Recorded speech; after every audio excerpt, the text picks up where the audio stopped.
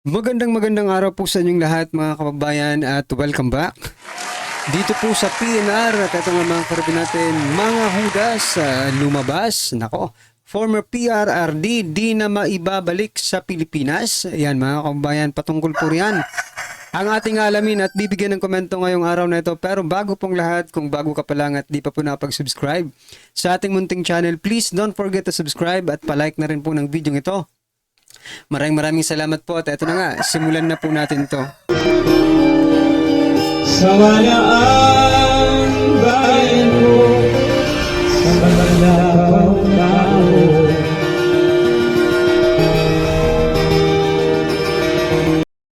So yan mga kababayan, bago po natin muling i-play ang video ito, eto mga kababayan, update muna tayo patungkol po kay former President Duterte.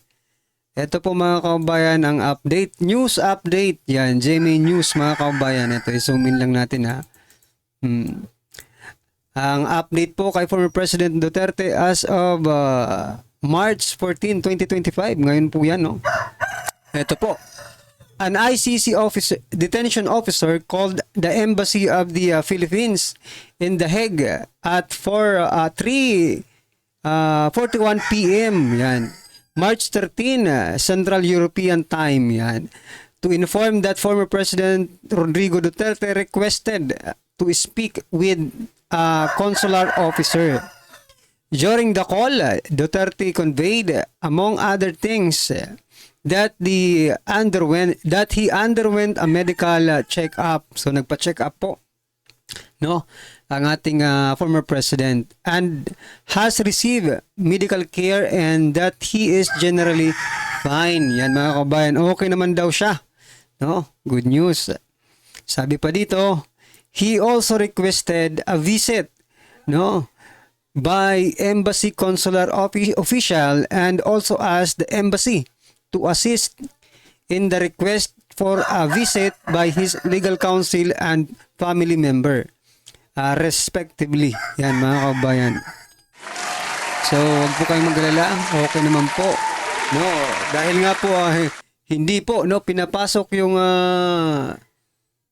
doktor ni former President Duterte doon po sa Villamor Air Base, no? O yan, dito na lang sa Daheg kasi baka mamaya anong mangyari, di ba? Buti na lang at nakita rin ito, no, ng Daheg mga kabayan, no, ng ICC, kasi nung inaresto nga hindi nga na-check up kasi atat na atat si Torre na may sakay agad sa eroplano at may biyahe na papunta po sa Netherlands mga kabayan. Okay? So yan po ang latest update patungkol po kay Pangulong Duterte. Ito naman po ang medyo hindi maganda mga kabayan. Kaya nga po nalagay ko dito sa thumbnail natin, no. Former PRRD di na maibabalik sa Pilipinas dahil po dito sa statement ni Carpio, mga kabayan. Former Chief Justice Carpio. Sabi po dito, ito, palakin din po natin. Hindi ka lang. Ayan. Supreme Court, hindi maibabalik sa Pinas si Digong. Ayon po yan Carpio. Sabi dito, wala na. Sabi niya, wala na, hindi na magagawa yan. Walang jurisdiction ang Supreme Court over the International Criminal Court. Hindi pwedeng orderan. That's another court. Hindi pwedeng orderan ng Supreme Court natin. Hoy, ibalik ninyo yan. Sabi, hindi raw pwedeng orderan na ibalik ninyo yan. Wala na. Wala nang jurisdiction. Hindi pwede talaga. As far as ordering the return, you cannot order the return sa isang bansa na iba na yung jurisdiction. Iba na yung korte doon. Nako talaga. Nagkaloko-loko na kung ganito lang naman pala mga kababayan. Ano ba ito? Plinano nyo ito para hindi makabalik si Pangulong Duterte? Alam nyo na palang wala na tayong jurisdiction doon, pero sila may jurisdiction sa Pilipinas. Unfair mga kababayan. Kaya dapat lang talaga na tumiwalag si ang mga bansa diyan sa ICC. Napaka-unfair po. Sila lang ang may authority, no? Pero kung tayo na palang mag-request na pabalikin dito si Duterte, si Tatay Digong, mga kababayan, ay hindi na pala pwede kasi wala tayong jurisdiction sa ICC. Tama nga, hindi tayo member ng ICC. Ngayon, paano na to? President Bongbong Marcos Jr. Sabagay, yan naman siguro talagang kagustuhan ninyo, no? Ang hindi makabalik dito si former President Duterte. So yan mga kababayan, ano po ang inyong opinion dyan? I-comment nyo na lang po mga karibin natin at eto nga, mayroon pa tayong isi-share na iba. Dito po sa thumbnail natin, sinabi ko na mga hudas lumabas. Yan mga kababayan. Kasi po mga kababayan, ngayon after po ng pagkaka-aresto ni former President Duterte, marami po ang naglabas. Or hindi naman sa marami, no? Konti lang sila. Pero eto, medyo pangkat-pangkat kasi sila no? Uunahin na po natin si ito mga kababayan. Ang numero 1. Ito po ang numero 1 mga kababayan na Judasa, no? Judas mga kababayan. Mula po sa 1PH yan mga kababayan. Sabi po dito ni Major General Nicolas Torre, no?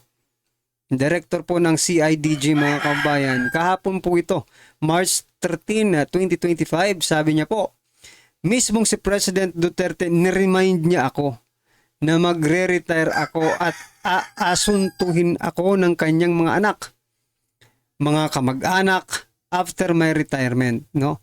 Even before my retirement, tinitreatin niya na ako. Talaga ba? Treatin ka pa sa ginagawa mong yan? Talagang dapat ma-threaten ka, no? Kasi marami pong nagmamahal dyan sa inan yung tao no? Ano masasabi nyo dito kay Torre mga kababayan? Ngayon parang umuurong, medyo nagpapaawa effect itong si Torre mga kababayan for me. Di harapin mo. Total matapang ka naman Aasuntuhin ka, kakasuhan ka. O si kasuhan yan. Harapin mo. Hindi yan threat, mga kababayan, no? Hindi yan threat. Pinagsabihan ka kasi hindi tama ang ginawa mo sa kanya. Ba? That's why, hindi ako naniniwalang nagtitreat si former President Duterte. Bagkus ay ina-advise ka pa niya, no? Nagbibigay pa siya ng advice sa'yo na gawin mo ng tama ang trabaho mo para hindi ka maasunto. Diba? Ngayon, kung you feel threatened, mga kababayan, isa lang po ang ibig sabihin yan. No? If you feel threatened, Torre, isa lang po ang ibig sabihin yan. No? May ginawa kang hindi tama. Kasi ikaw mismo sa sarili mo, alam mo. Diba? Gusto ko na ako ngayon nababahala ako. Why? Diba? What is behind ng pagiging threaten mo, pagiging nababahala ka, diba? Ano yung nasa likod niyan? Because you did something wrong. That's why you feel bad, no? Na feeling mo threaten ang buhay mo, natitreat ka ngayon, may threat sa buhay mo. Yeah. Pero asunto lang yung sinasabi there is no such threat na yung literally na natin na threat na gurguran talaga. Ito, threat for legal concern naman yung sinasabi dito ni former President Duterte na asuntuhin si Torre. Pero ang pagkatanggap ni Torre, mga kababayan, tinitreat daw siya. Okay? Wala tayong magagawa dyan. Konsensya mo na yun di ba? Ito pa mga kababayan. Ito mga kabataan party list, mga kababayan. Ito. Deserve. Deserve. Overdue na. Long overdue. Deserve. Deserve. Sa itong tagumpay. Deserve! Deserve. Pananagot! Overdue. Deserve. Maganda kasi nakulong siya. Sana makulong ang buhay. Uy, parang hindi na ito kabataan party list Iba na yung mukha eh, matanda na ito. Well, anyway, mga karibin natin, bakit ko po ipinakita ang video ito, mga karibin natin? Kasi gusto ko pong tandaan ninyo mga pagmumukha nito. Baka isang araw, no? Ay makita na lang po natin ito, no? Na mga kaaway na ng mga kasundaluhan. Yung mga nagsasabing deserve. One day makikita pala natin nandun pala sila sa kabundukan, nakikipaglaban, no, sa ating mga kasundaluhan, sa gobyerno mismo, mga kababayan.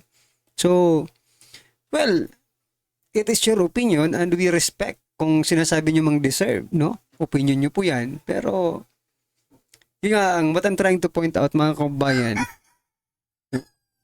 ilan lang din naman kayo. Tapos, makikita pa namin na sa bundok kayo. Kita nyo na, yung mga nagkikriticize kay former President Duterte, it's either mga drug lords, addictos, no? Mga makakaliwa, di ba? Yun eh, mga kalaban ng Estado. Di ba? Mga kalaban po ng gobyerno, yung kanyang mga nagkikriticize sa kanya. So, which is, no? Maiisip talaga natin, mukhang may mali dito. Kung talagang may kasalanan si former President Duterte, bakit ganito ang nagkikriticize sa kanya? Diba? Kung hindi addictos, mga kaliwa, or dilawan. Oo. Well, anyway, mga karibin natin, eto pa, mga hudas kasi ito sila eh. Eto pa mga kababayan, gusto lang ipakita to kasi eto po daw, mga kababayan, no? Yung mga biktima ng EJK. Ang naisip ko lang dito, bakit ganito mga pagmumukha nito? Bakit yung iba parang ayaw humarap sa camera? Tapos, dapat masaya sila eh. Di ba? Dapat masaya sila dahil magkakaroon na di umano ng hustisya ang pagkagurgur ng kanilang mga mahal sa buhay. Pero bakit ganyan? Malulungkot ang mga pagmumukha. Bakit? Nakukonsensya rin ba kayo? Sa ginawa, I mean, hindi ko nga masabi kung sila talaga ang may kusa nito eh. Diba? Hindi ko alam kung sila talaga ang nagkukusa na gawin ito. Or maybe there is something behind or someone behind pushing them to do this, mga kababayan. What do you think? Kasi ako, kapag nakuha ko ng hustisya, masaya po ako. Ipapakita ko sa pagmumukha ko na masaya ako. Pero dito, isumin natin, kaya pa ba? Yan o. Masasaya ba yan? Eto, masaya ba yan? Masaya ba yan? Masaya ba kayo? Mukhang malulungkot din kayo Because alam nyo sa sarili ninyo na hindi hindi ganun tao si Tatay Digong. Alam nyo yan sa sarili ninyo. That's why ganyan ang mga pagmumukha ninyo. Malungkot din kayo diba? Yan po ang mga hudas. Tandaan nyo rin po yan, mga kababayan. At ito nga mga karibin natin, isa pang hudas, pasensya na kasi for the word na hudas. Mga hudas talaga after po ng pagkaka-aresto ni Tatay Digong at inilipad nga sa The Hague, Netherlands, mga kababayan. Ito naman ang lumabas na balita. Yan pabida agad pabida agad sila. Ito, nearly 30,000 barangays cleared from illegal drugs according to PDEA. March 13, 2025. Kahapon po yan mga kababayan. There are nearly 30,000 out of 42,045 barangays that have been cleared of illegal drugs according to the Philippine Drug Enforcement Agency on Thursday. Teka lang. Please disclose these barangays, mga kababayan, and let the people decide, conclude and realize, if these barangays are really cleared of these so-called illegal drugs. Kasi, mukhang ano na to Ano ba to? 70% na? 80%? Or, basta, lampas na po ito ng, ay, ano na nga 10,000 plus na lang yung yung hindi cleared mga kababayan. So, ang laking porsyento po ang sinasabi nila. Pero hindi naman daman ng taong bayan. Ikaw na nanonood ngayon, naniniwala ka ba? Out of 42,000, 30,000 na po ang cleared. Simula na manungkulan sila. Niloloko yata tayo ng mga ito No? Well, anyway. Ito lang ang natin. Ito lang ang nakakalungkot. Because the government itself, is not transparent. Hindi po sila transparent sa taong bayan. Bakit? Hindi naman yan ang hindi naman yan ang nararamdaman ng taong bayan. 30,000 barangays. Wow. After lang mahuli si Tatay Digong or ma-arrest si Tatay Digong, ito agad ang ilalabas ninyo. Itanong nyo, mismo sa barangay. Sa barangay nyo kayo na nanonood mga kaubayan. I know. May mga barangay tayo na tinitirahan. Sige nga. Yung mga hearing ninyo sa mga barangay ninyo, what is? Kung free na ba talaga ang barangay ninyo? Dito sa illegal na droga na ito. Nako. Marami na naman pong ulo dito. Okay mga kaubayan, eto pa. Pasensya na po kayo pero kailangan po natin itong i-balita, i-share sa inyo. Eto po, si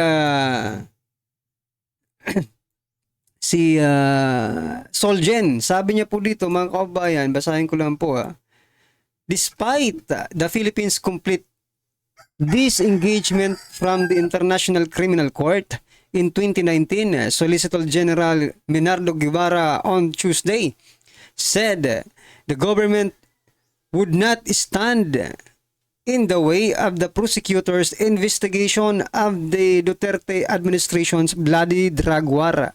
Okay? Parang hindi siya parang hindi siya parte ng kabinete ni Pangulong Duterte, But anyway, ito pang sabi niya, the Philippines has no legal duty to lend any assistance to the ICC prosecutor in conducting his investigation. But the Philippine government cannot stop him from proceeding any way he wants. Wala rin na magagawa Guevara told reporters the ICC prosecutor office by Karim Khan is looking into the alleged crimes against humanity perpetrated during the ruthless campaign against illegal drug waged by former President Rodrigo Roa Duterte.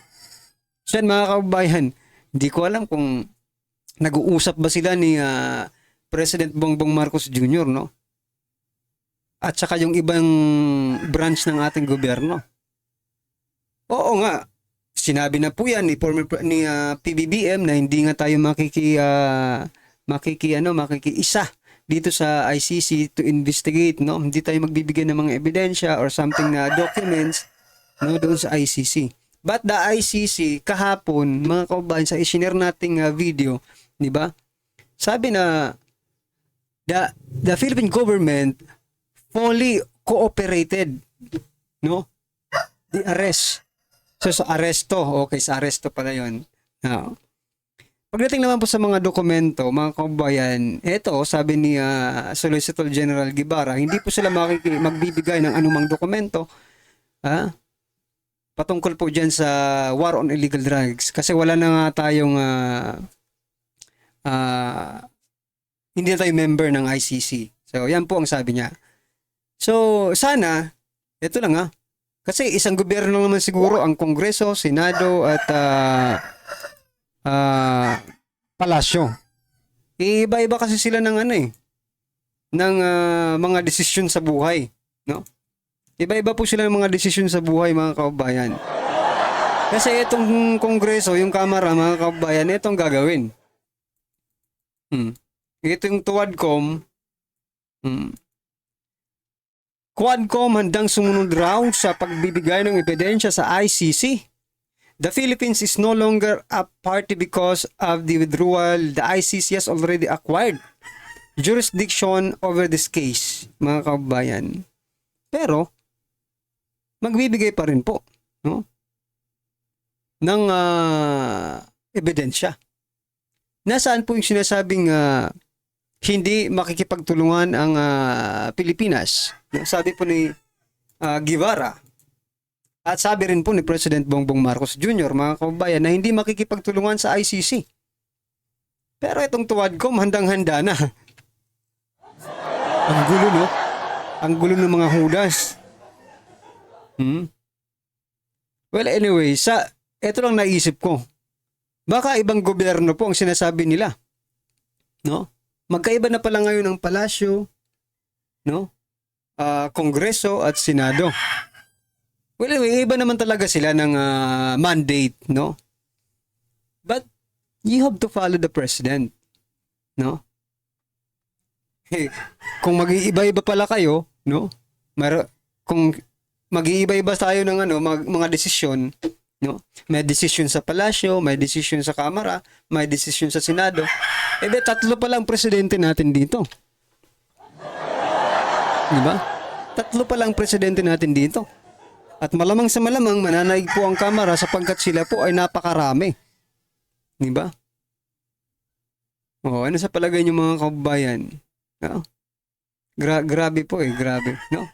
Well, anyway, ito po mga karibyo natin, panoorin po natin at bigyan ng komento ang video ito. Ito na po. Kapapasok lang nito at pag-usapan muna natin yan at bago yung kanyang kalagayan na makakauwi si Tatay Digong. To my countrymen, just to give you the current situation, I am about to land sa Dubai. Galing ako Dubai. Stop open for sa long flight. Yan, ito na po yung sinakyan na eroplano. Hindi ko alam kung kanino man tong eroplano na ito, pero ito yung nagamit sa kidnapping kay Tatay Digong. Alam nyo bakit ko nasasabing kidnapping? Hindi po ito dumaan sa due process. Ang sinasabi nila, paano nyo matatawag na kidnapping yan? Dumaan naman yan sa legal na proseso. Hindi po ito dumaan sa legal process. Mamaya, extensively Kidnapping talaga yan. Hindi nga siguro dumaan ng immigration, mga kababayan. No? Di ba dapat lahat ng mga taong labas or taong Pilipino ay dumadaan pag pumupunta sa ibang bansa ay dumadaan ng immigration. Ito ba dumaan pa ito ng immigration? paliwanag ko sa inyo. Hindi ito dumaan sa korte at dapat dumaan ito sa korte. Kaya questionin yan. At pag politika ang pumasok, delikado po ang ICC. Mamaya po paliwanag natin. Ito, nandyan na siya sa Dubai at palapag na siya sa Hague. And I really Okay ako. Doon na touring. And I think this is something to do with the law and order law. At sinasabi ko naman sa mga polis, military na trabaho kayo at ako ang managot. So ito na nga. galing, no? At ito sinabi ni Tatay Digong. So yan, mga kaubayan, talagang ito lang ang presidente na may yagballs talaga, ano? Dala lagi ang yagballs, hindi parehas ng ibang presidente, mga kaubayan, na makapagsalita ngayon, no? Kinabukasan iba na naman ang sasabihin. Ito, may isang salita talaga ito, mga kaubayan, no? Kung ano ang sinabi niya, yan talaga. Yan ang bilib tayo dyan, no? Hindi para sa ibang presidente magsalita ngayon, hindi tuto pa rin, no? O eto mga kabayan, former President Duterte. Ha? Mayag balls na presidente. Yan. Okay mga karabin natin, ano po ang inyong opinion, reaksyon patungkol po sa video ito, ay comment lang po sa baba para at least alam po ng ating mga kabayan ang inyong opinion. Maraming salamat po. Please don't forget to like the video mga kabayan. Maraming salamat po. Sawayaan bayan ko sa magnanakaw na tao.